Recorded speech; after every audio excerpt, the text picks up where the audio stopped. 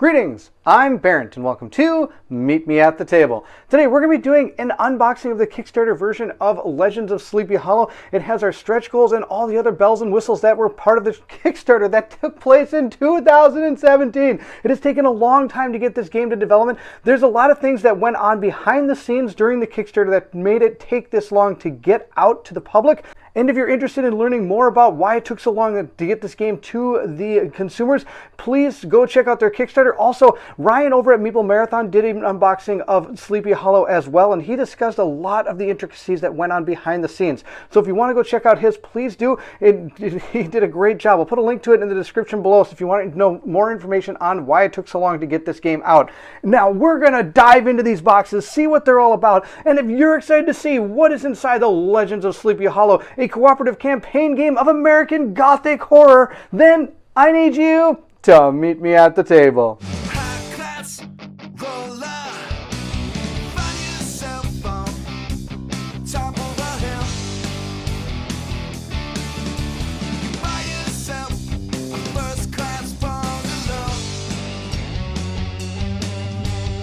Before we open the lid, I do want to bring your attention to this right here. This is a QR code that says important, stay up to date with new rules and erratas. This was on the shrink wrap of the game. I pulled it off the shrink wrap and stuck it straight to the box, so that way if I ever have rule issues that I'm not actually sure about, they might be found here. So I can just scan that and go straight to it instead of trying to find it on the internet, just boom, right there. So I'm really excited they actually did something like that. That is awesome. So we're going to dig into this cooperative campaign game of American Gothic horror, which is going to be Sweetness. This is for 1 to 4 players. It takes about 30 to 120 minutes. That could be based on potentially player count, or it could be on the length of this story you're going on, because there is, I believe, about 10 different stories that you can go on your adventure, and it is campaign style. This is for 14 plus, which means it could be potentially graphic. I haven't played it, so I don't know what the graphic nature of it is, or if it just has to do with the amount of complexity of reading and rules in the book, because there's a lot of reading right here just in this storybook alone. If we turn to the storybook, we can kind of dig into it.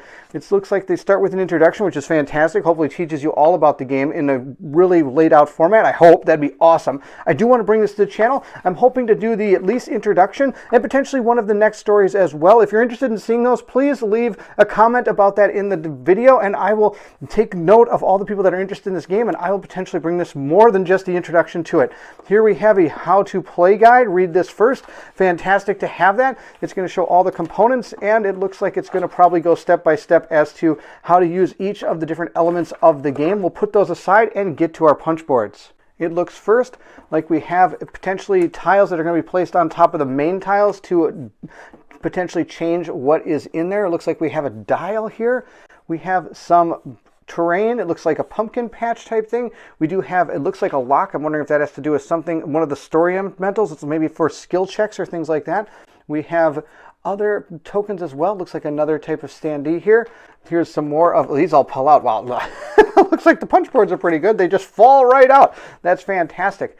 We have some other things here. These are the health dials. Now, interestingly about this game, you're supposed to, I believe, put these on the characters so you can kind of figure out what their health is as you're playing and just have them right there on the board. So you're not putting out different tokens or anything like that. They're just going to have these dials that are going to be on there. Those are how those work. We have some barricade tokens over here. We have search interact tokens. We have some gravestones. On top of that, we also have these fear tokens right here. These 3 and 3, these are some of our fear tokens. We have ley line tokens, so we'll see how all of these work during the game. On top of that, we have different, I believe these are going to be different types of traps that are going to be laid out for us, so hopefully we don't run into those. It looks like we have pretty much the exact same punch board right here as well.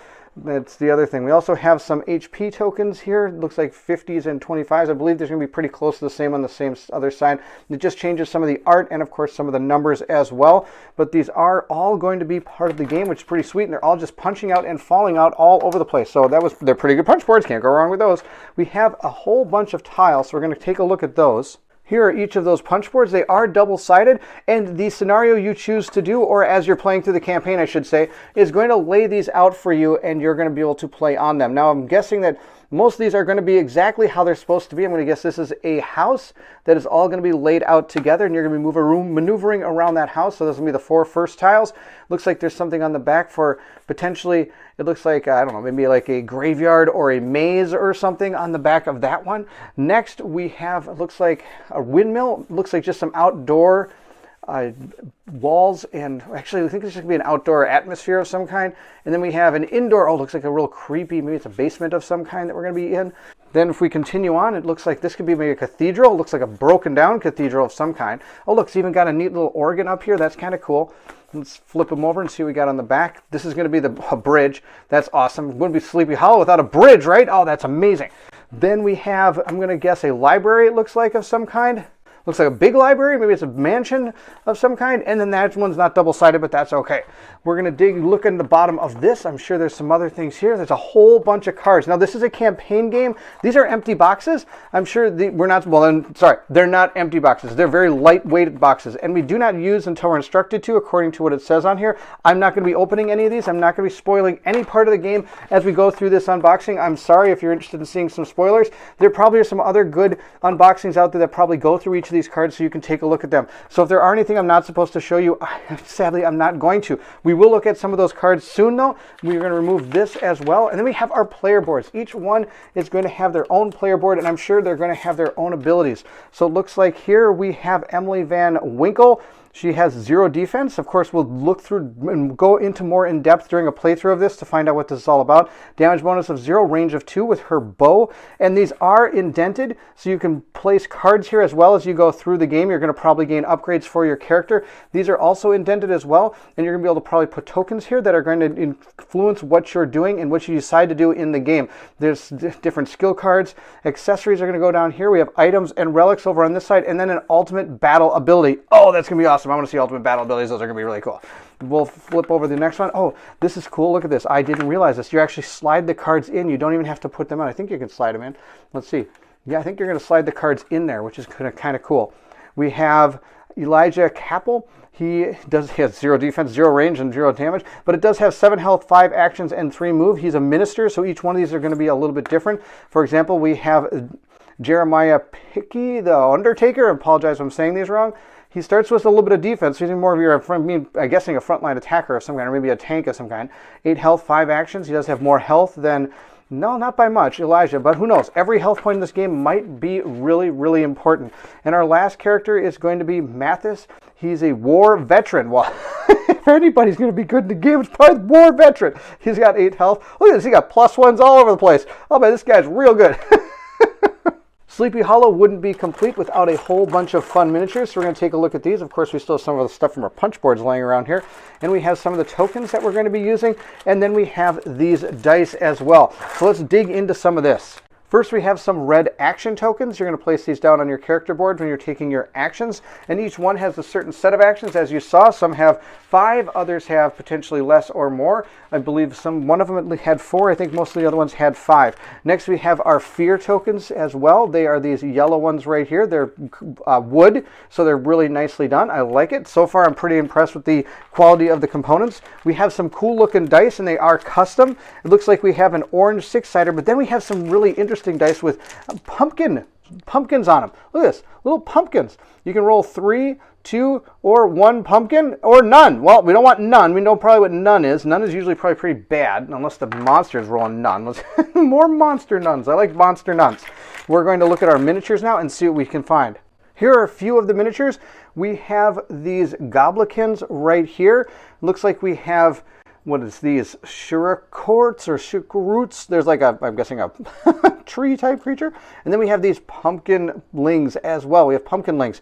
This is the health dial, and I wanted to show you kind of how this works. This is really cool. I'm hoping some other games in the future might go this route. This thing has a little part right there. You can just pop these right in like that, and then you can just spin this to wherever you are. See this little arrow on this thing? So as you do damage to these creatures, you can just turn them, and they do just pop right off again. So you can reuse these multiple times. They're not just stuck to that certain miniature, which is pretty awesome. So if this guy took like 5 damage, you just flip it down to 5. Or for example, you put it where it starts and you can count down whatever you wish to do, or how the rules probably written is probably your best bet of doing it. There's 10 of each of those type of miniatures. Then we have our heroes, and our heroes of course come with that own same system as well. They just click right in there with the little thing. I'm not going to put them all on their own dials right now, but let's take a look at each one of these. This is Mathis here. He's right here. He looks kind of cool. Then we have, it looks like, Elijah coming in next. He's got this cool looking cane right there, which is pretty sweet. We have Emily here. Emily's got, looks like a bow. She's actually got her bow, which is pretty neat. The medals the quality of them is pretty decent. I have no problem with them. They are yellow. That's unique. I've not really seen too many yellow minis before. Then we have our Gravedigger here. He's got his his spade, I guess you could say, up on top, or big giant shovel, I guess. And he's got a cool looking lantern. We'll have to get that painted up. That'll look really awesome. I'm excited to get these painted up and bring them to the table. I'm not sure if I'm going to paint all these guys up because there are 30 of them, but at least getting the heroes painted up and onto the board might be awesome. Then we have, of course, our Headless Horseman himself. He is right here. He has one of these spinny dials as well. I'm sure his is the biggest one. It probably has the most health. This, I believe, is they're searching for Ichabod Crane. I do not know the complete story of the Legend of Sleepy Hollow. The only one I know, of course, is the Disney version that has been out for many, many years, and I watch it every every Halloween. Now that my kids are old, I haven't watched it in a while, but now my kids are older, we actually started watching it this year and actually went over pretty good. There are some bags right here. So that's all that's in the core box. We're done with that. Let's move over to some of the stretch goals. Before we move to the expansion, I did want to talk about some of the cards, and I can't really talk too much about them because they all have this in front of their deck, but I will tell you there are 2 giant stacks of cards when all put together. These are going to be items or abilities that could happen to your characters based on the names. So we have like M, we have J, so these are all going to be different. Emily, I'm guessing is that one, or E-A-L might be Emily. It'll be explained when you play through the campaign which ones to take out of these decks and which ones to use. I think that's pretty cool. We have more. See, there's going to be the JB behind that one, and I'm sure there's going to be one here. Do not go behind this card unless you're looking for a specific card, and that is very true again for these as well. These are the campaign cards. There are 10 different missions in this, and it starts off in number 1, and I did check the very first story part of the book, and this is not, I believe, not even exposed as the very first one, so I can't even show you that card right there until we play through the first playthrough. So I know for a fact we are probably going to play through the first one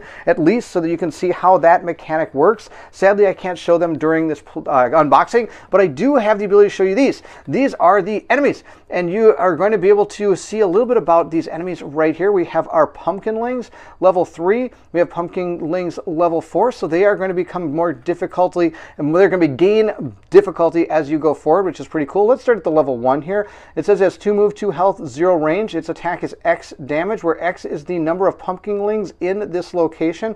Only 1 Pumpkinling each location attacks each round. So they're going to be more of a swarm type monster. Then we have these guys that I'm not even going to try to pronounce. I'm going to pronounce it absolutely wrong. Again, we're going to go to the level 1 side. They have 1 move, 5 health. They have 1 die for attacking and 1 defense. This is going to be pretty awesome. I think this is going to be a really fun game.